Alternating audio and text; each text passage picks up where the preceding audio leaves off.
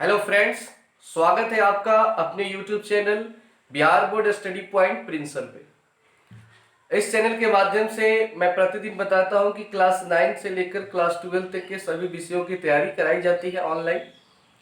और इस चैनल से आप केवल 9 से 12 तक के सभी विषयों की तैयारी नहीं करते, साथ ही साथ इस चैनल पर आप जनरल कंपटीशन की तैयारी करते हैं। खास करके इसमें जो लूसेंट का जो जीके का बुक है उसका मैं डेली 1 से 2 वीडियो अपलोड करता हूं।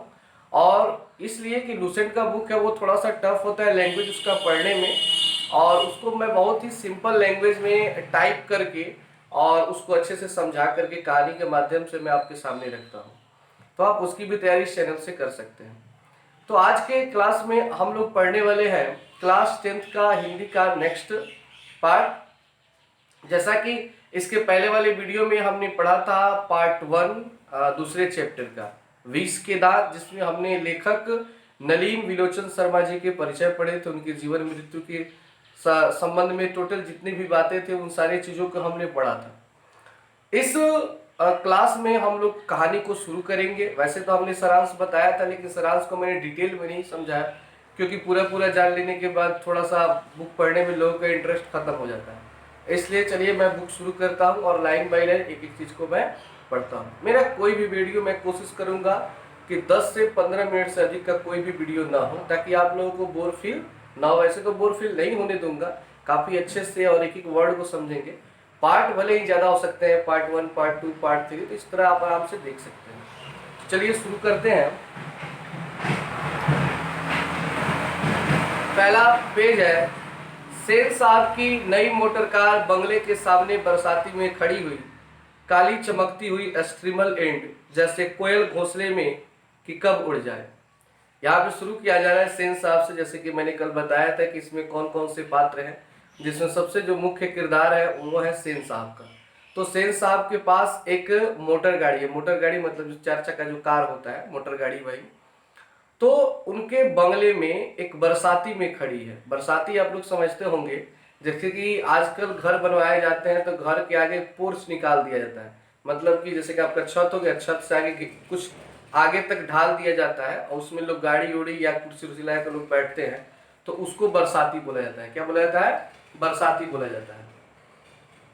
तो उसी बरसाती में एक बंगले के सामने एक बरसाती है, जिसमें उनकी काली जो गाड़ी है, काली रंग की वो गाड़ी है, वो खड़ी है काली चमकती हुई स्ट्रीमल इंड। गाड़ी का नाम है स्ट्रीमल इंड कंपनी के। जैसे होता है ना कि मारुति कंपनी, ये सारी कंपनियों के नाम है, तो उसी तरह एक कंपनी स्ट्रीमल इंड है। जैसे कोयल घोंसले में कि कब उड़ जाए, ऐसा लग रहा है कि कोई कोयल है, मतलब इतनी काली कि कोयल जैसे एकदम चमचमाते, बिल्कुल फ्रेश, कहीं भी किसी प्रकार की कोई दाग नहीं, बिल्कुल चिकना, कि कब उड़ जाए। सेन साहब को इस कार पर नाज है। नाज मतलब होता है घमंड, गर्व। बिल्कुल नई मॉडल 7,500 में आई है। मतलब कार का जो मूल्य है कितना है जी? 7,500। अब आप कहेंगे भाई इतनी अच्छी कार है और 7,500 की है, तो बात ये अभी की नहीं हो रही है, 50-60 साल पहले की बात हो रही है। तो उस समय 7,500 का अर्थ हुआ कि आज के टाइम का 7.5 लाख 10 लाख की बात हो रही है, ठीक है ना। काला रंग, चमक ऐसी कि अपना मुंह देख लो, मतलब इतना उसे साफ सुथरा रखा जा रहा है कि अगर उसमें आप चेहरा भी देखें तो अपना चेहरा फ्रेश दिखाई दे। कहीं पर एक धब्बा दिख जाए तो क्लीनर और सोपर के सामर्थ्य समझो। क्लीनर और सोपर का अर्थ हुआ, थोड़ा सा डिस्टरबेंस है आज, यहाँ पे ट्रैक्टर बहुत सारे चल रहे हैं तो थोड़ा सा डिस्टरबेंस है इसमें। तो क्लीनर और सोफर, इसका अर्थ समझिएगा कि अगर कहीं भी कोई धब्बा दिख जाए, धब्बा मतलब कहीं पर भी किसी प्रकार का अगर कोई दाग दिख जाए गाड़ी पे, तो क्लीनर, जैसे क्लीनर आप लोगों ने देखा होगा टीवी भी साफ किया जाता है या शीशा उसा पोछा जाता है। और सोफर मतलब होता है ड्राइवर। तो ड्राइवर क्लीनर को लेकर पूरी गाड़ी को फिर से चमका देता था, बिल्कुल अच्छा कर देता था। मेम साहब की सख्त ताकीद है कि खोखा खोखी गाड़ी के पास फटकने न पाए। मेम साहब का अर्थ हुआ सेन साहब की जो पत्नी, उनको मेम साहब कहा जा रहा है। तो उनकी सख्त ताकीद है। सख्त ताकीद का अर्थ है कि उनका सख्त निर्देश है कि खोखा या खोखी कोई भी गाड़ी के पास से फटकने न पाए। गाड़ी के पास से फटकने का अर्थ हुआ कि खोखा मतलब पहले ही बता चुके हैं लड़का, और खोखी मतलब लड़की। तो इनकी 5 लड़कियां और 1 लड़का है। तो ये ड्राइवर से बोलती है कि ध्यान रखना है कि कोई भी लड़का लड़की जाके गाड़ी पे किसी प्रकार का कोई दाग धब्बा न लगाए। लड़कियां तो पांचों बड़ी सुशील है, पांच पांच ठहरी और सो भी लड़कियां, तहजीब और तमीज की तो जीती जागती मूरत ही है। मतलब पांचों जो लड़कियां हैं वो तहजीब और तमीज मतलब चाल चलन और बोल चाल मतलब मूर्ति है। मतलब जिस तरह उनको रखा गया घर में सेम वो उसी तरह रहती हैं, किसी भी प्रकार की कोई भी बदमाशी नहीं करती हैं। तो पहले इनके घर में पांच पुत्रियों का ही जन्म होता है। मिस्टर और मिसेस सेन ने उन्हें क्या करना चाहिए यह सिखाया हो या नहीं, लेकिन क्या क्या नहीं करना चाहिए उसकी उन्हें ऐसी तालीम दी है कि बस। मतलब कि तुमको क्या करना है, पांचों बेटियों को ये नहीं सिखाए थे कि क्या करना है, लेकिन ये जरूर सिखाए थे कि तुमको क्या क्या नहीं करना है, कौन कौन सी बदमाशियां नहीं करना है। मतलब कि कानून में रखते थे पूरा, मतलब उनको डरा धमका कर रखते थे मिसेस सेन और मिस्टर सेन, मतलब सेन साहब और उनकी पत्नी। लड़कियां क्या है, कठपुतलियां है, मतलब वो लड़की के रूप में कठपुतली है, मतलब जैसे ये लोग रखते हैं जो बोलते हैं वो सब करती है। और उनके माता पिता को इस बात का गर्व है और इस बात पर अपनी पुत्रियों को उन्हें क्या है जी, गर्व है। वे कभी किसी चीज को तोड़ती फोड़ती नहीं, वे दौड़ती हैं और खेलती हुए, लेकिन सिर्फ शाम के वक्त। और चूंकि उन्हें सिखाया गया है कि ये बातें उनकी सेहत के लिए जरूरी है, मतलब दौड़ती है खेलती है सब करती हैं, लेकिन टाइम फिक्स है कि शाम को केवल दौड़ना है खेलना है। उसके अलावा किसी भी टाइम में कोई ज्यादा हल्ला किया, दौड़ा खेला कूदा तो उसको सजा मिलती थी। ये वे ऐसी मुस्कुराहट अपने होठों पर ला सकती है कि सोसाइटी की तारिकाएं भी उनसे कुछ सीखना चाहे तो सीख ले, पर उन्हें खिलखिलाकर किलकारी मारते हुए किसी ने नहीं सुना। मतलब वो मुस्कुरा सकती थी, भले ही बहुत खुशी की बात हो, फिर भी उन्हें खुलकर नहीं हंसने की आजादी है। वे हल्का सा मुस्कान देती है लेकिन पूरा खिलखिला के नहीं हंस सकती है। मतलब मुस्कान करके जैसे मैं कोई बात हो रहा है खूब हंसी है तो फिर भी ऐसे रिएक्शन देना, इससे ज्यादा नहीं मुस्कान हो गया, ठीक है ना। लेकिन एक होता है खिलखिला कर हंसना, कि कोई बात हुआ तो एकदम ठाका मार के ये पूरा मतलब होता है ना अपना जबड़ा बढ़ा बढ़ा कर हम लोग हंसते हैं, तो वैसा उन लोगों का आदेश नहीं था घर में। सेन परिवार के मुलाकाती रस्त के साथ अपने शरारती बच्चों से खींच कर कहते हैं, एक तुम लोग हो और एक मिसेस सेन की लड़कियां हैं। अब ये फूल का गमला तोड़ने के लिए बना है, तुम लोगों के हमारे घर में कुछ भी तो नहीं रह सकता। यानी सेन साहब के जो पड़ोसी हैं वे अपनी लड़कियों को बराबर डांटते रहते हैं अगर वो कोई गलती करती है, तो होता भी ऐसा। हम लोगों के साथ भी, आप लोगों के साथ भी बराबर ऐसी घटना होती है कि आप कोई काम करते हैं, कोई गलती करते हैं, तो हमारा एग्जाम्पल अपने बगल वाले लड़के के साथ दिया था, वो लड़का जो हमसे अच्छा हो, मतलब उस चीज में हमारे गार्जियन देते हैं कि देखो फलाना का लड़का है कितना अच्छा लड़का है, कोई बदमाशी नहीं करता है, दिन रात पढ़ाई लिखाई करता है, ऐसी ऐसी बातें होती है और हमको डांटा जाता है, बुरा भी हम लोगों को लगता है, लेकिन गार्जियन हमारे लिए ही बोलते हैं।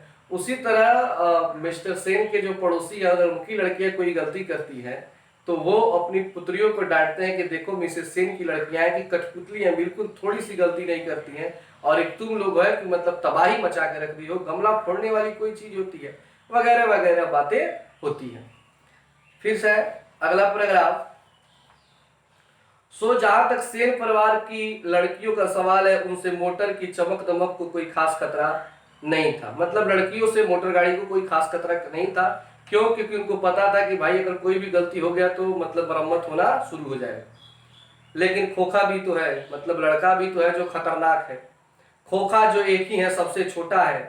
खोखा नाउमीद बुढ़ापे की आंखों का तारा, यहाँ पे कहा गया नाउमीद बुढ़ापे की आंखों का तारा।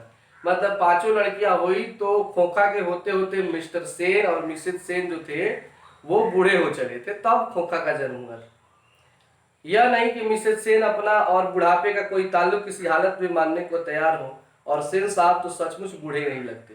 मतलब सेन साहब और उनकी पत्नी बूढ़े हो चले हैं, लेकिन फिर भी क्या मजाल कि कोई उन्हें बूढ़ा कह दे और वे अपने आप को बूढ़ा मान ले। होता भी है कि बहुत लोग हैं जो अपने आप को बूढ़ा, बहुत लोग क्या लगभग ज्यादातर लोग अपने आप को बूढ़ा नहीं मानना चाहते, क्योंकि बूढ़ा शब्द से हर किसी को क्या होता है ना, बुरा लगता है कि मुझे कोई बूढ़ा बोल रहा है। मैं एक आपको घटना बताता हूँ, थोड़े समय की सुन लीजिए इसे। एक बार मैं जा रहा था, एक मोतिहारी जा रहा था, तो रास्ते में बस में मैं बैठा हुआ था, तो मेरे ही बगल वाले सीट पर एक बुजुर्ग व्यक्ति थे, बुजुर्ग नहीं थे मतलब 40-45 साल का एज था उनका, अधेड़ बोल सकते हैं। और एक 70-75 साल की महिला थी, मतलब बूढ़ी औरत थी। तो वो बूढ़ी औरत उस व्यक्ति से पूछती है कि भैया आपको कहाँ जाना है। तो वो जो है 40-45 साल के, उनको थोड़ा बुरा लगता है कि भाई इतनी बूढ़ी औरत है और मुझे भैया बोलती है, तो कुछ नहीं बोलते हैं, बिल्कुल शांत रहते हैं। फिर कुछ देर के बाद वो पूछती है कि भैया आपको कहाँ तक जाना है। फिर वो कुछ नहीं बोलते हैं, गुस्से से देखते हैं। फिर कुछ देर के बाद वो पूछते हैं भैया आपको कहाँ जाना है। तो तीसरे बार वो गुस्से में आके बोलते हैं कि बबी तोरा खातिर लड़का देखे जाता नहीं, बबी तोरा खातिर लड़का देखे जाते नहीं। मतलब वो गुस्सा हो जाते हैं। अब वो बूढ़ी औरत जो है मतलब शर्मा जाती है, सब कोई अगल बगल का हंसने लगता है। तो वो बोलता है कि भाई तुम एज से मुझसे इतनी बड़ी और मुझे भैया भैया बोल रही हो, कितना बुरा लग रहा है। मतलब कहने का अर्थ है कि ना तो वो बूढ़ी औरत अपने आप को बूढ़ा समझ रही थी, और जो 40-45 के महानुभाव थे वो भी अपने आप को बूढ़ा समझ रहे थे। लेकिन सच्चाई यही है कि व्यक्ति बूढ़ा होता है। उसी तरह मिस्टर सेन और मिसेस सेन भी अपने आप को बूढ़ा नहीं मानते हैं। लेकिन मानने लगने की बात छोड़िए, हकीकत तो यह है कि खोखा का आविर्भाव तब जाकर हुआ था जब उसकी कोई उम्मीद दोनों को बाकी नहीं रह गई थी। खोखा जीवन के नियम का अपवाद था, और यह अस्वाभाविक नहीं था कि वह घर के नियमों का भी अपवाद हो। इस तरह मोटर को कोई खतरा हो सकता था तो खोखा से। मतलब कि अगर मोटर गाड़ी को किसी भी प्रकार का कोई भी खतरा था तो वो था मोटर खोखा से, मतलब उनके बेटे से। उनकी बेटियों से किसी भी प्रकार का कोई भी समस्या नहीं था, केवल उनके बेटे से ही समस्या थी। तो ये हमारा एक पेज हो गया। फिर हम नेक्स्ट पेज को पढ़ेंगे अगले वीडियो में। तो आज के लिए इतना ही, और फिर मिलते हैं नेक्स्ट वीडियो में। तो इसको आप लोग अच्छे से देख लें, फिर पार्ट 3 में उसको समझते हैं। अगर पीछे वाला वीडियो आप लोग नहीं देखे होंगे तो प्लेलिस्ट में चले जाइए, और हिंदी लिखा हुआ गोधुली उसको लाइन बाय लाइन देख सकते हैं। और सेकंड हिंदी तो खत्म किया जा चुका है, ठीक है ना, तो उसको भी आप लोग देख सकते हैं। तो आज के लिए इतना ही।